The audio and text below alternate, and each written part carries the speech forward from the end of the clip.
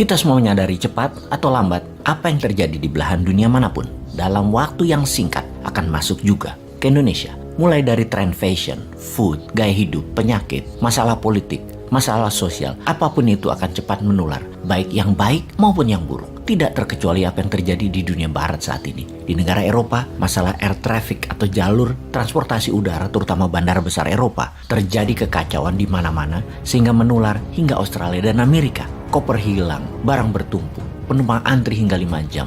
Ribuan orang cancel flight karena perubahan jadwal pesawat dan kekurangan SDM yang ketika pandemi di PHK hingga tinggal 20%. Namun sekarang di musim liburan summer, penumpang kembali sebanyak sebelum pandemi. Namun pekerja bandara banyak yang baru masih bingung karena pekerja yang lama banyak yang tidak mau kembali bekerja karena meminta bayaran yang lebih tinggi. Sudah harga bahan bakar pesawat naik 2 kali lipat, tenaga kerja pada demo, ditambah cuaca panas di Eropa yang sangat mengerikan hingga 40 derajat. Ribuan orang meninggal karena heat stroke di Eropa. Hubungan pesawat dengan cuaca itu apa? Runway pesawat menjadi sangat panas, membahayakan ban pendaratan pesawat. Efek pandemi, dunia itu semuanya menjadi baru.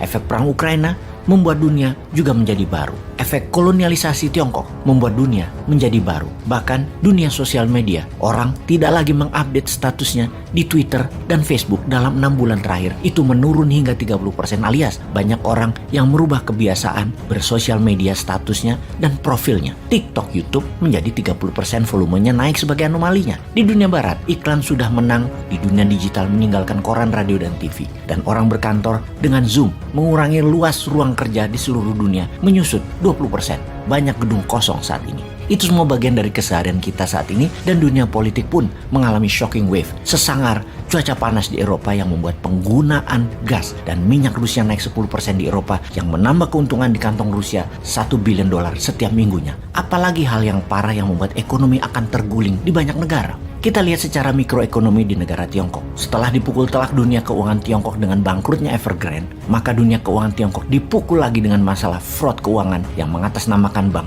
Namun untuk investasi non-bank, seperti kasus Century di Indonesia, mirip plek. Tidak ada produknya, hanya menjanjikan keuntungan bunga, di mana surat berharga itu tidak dilindungi otoritas keuangan Tiongkok. Kasus Henan Bank menjual deposito secara online dengan bunga tinggi. Sektor real di Tiongkok goncang akibat pandemi, memukul investasi Henan Bank di tempat lain katanya. Namun apapun itu ceritanya, pukulan beruntun itu yaitu pandemi virus Wuhan, lockdown kota-kota produksi dan pelabuhan, Evergrande, dan terakhir deposito Henan Bank menambah beban Tiongkok parah karena juga harus tetap membeli energi minyak terutama untuk energi di Tiongkok dengan harga 2 kali lebih mahal dibanding tahun lalu. Masalah besar di negara Tiongkok tersebut membuat strategi Tiongkok yang meminjamkan pembiayaan hutang ke banyak negara mulai ditarik-tarik, dan hal ini membuat banyak negara yang menggunakan pinjaman Tiongkok kebakaran jenggot. Banyak negara yang saat ini bermasalah di dalam negerinya karena keterbatasan stok pangan, keterbatasan energi, tingginya harga penyebab inflasi, menurunnya daya beli, dan terbeban hutang jatuh tempo yang biasanya mudah menemukan pinjaman-pinjaman lain lagi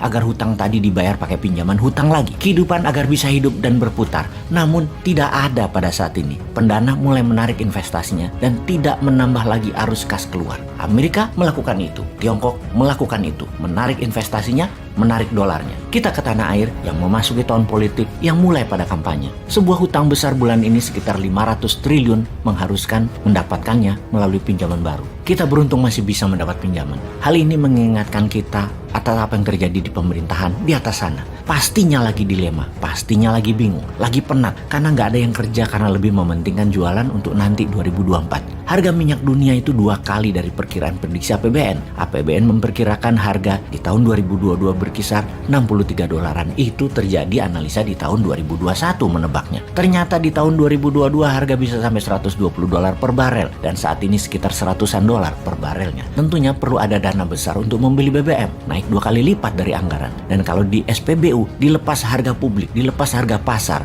harganya bisa 20 ribuan per liternya, yaitu akan naik 35% dari harga tahun lalu. Bisa menyebabkan harga-harga kebutuhan sehari-hari naik 10-15%. Itu inflasi parah. Maka lebih baik disubsidi. Keputusannya adalah harga pasar ditahan di rendah, masyarakat belinya di bawah 15 ribuan, pemerintah nombokin sekitar 6 ribuan per liternya, alias pemerintah yang mengcover. Hal inilah yang membuat kekurangan uang di kas negara yang membuat pemerintah harus pinjam. Ada 2 mata pisau melihatnya. Pro pemerintah sekarang akan menganggap tindakan ini baik, walau negara harus berhutang. Namun yang anti pemerintah saat ini akan mengatakan yang bayarin nanti siapa? Pajak digenjot terus, usaha nggak ditolong, malah ditekan. Yang nanggung rakyat juga nantinya, tapi yang dapat nama sampean pejabat di atas. Yang pro pemerintah menganggap hutang itu nggak apa-apa. Sementara yang anti hutang komen, hutangnya harusnya yang membayar yang membuat pinjaman tersebut. Maka pertanyaannya adalah, apakah itu menjadi hal yang produktif buat cover hutangnya, buat cover bunganya, buat cover pokoknya? Mana hasilnya?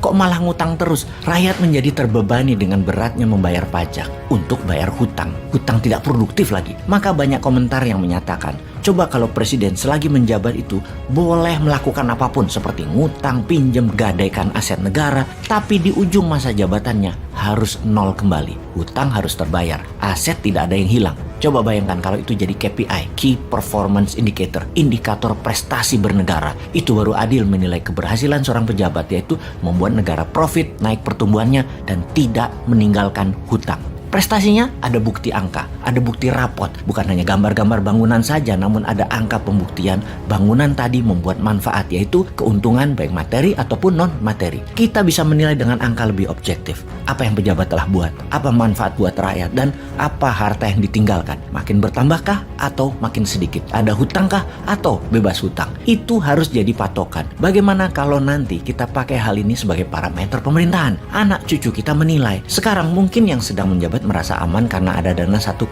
triliun rupiah dalam 7 tahun untuk buzzer yang melindungi dari ide-ide dan usulan-usulan kita agar tidak ditanggapi. Namun kebenaran kan sesungguhnya tidak perlu dibela oleh buzzer, karena kebenaran hakiki itu membela dirinya sendiri. Ya kecuali yang dibawa memang bukan kebenaran hakiki. Kita balik ke topik. Pertamina saat ini perlu 500 triliun rupiah, maka pejabat tertinggi mengatakan pinjam. Hutang siapa yang bayar? Yang bayar presiden selanjutnya. Inilah salah satu yang Bosman harapkan ketika mendapatkan mandat nanti.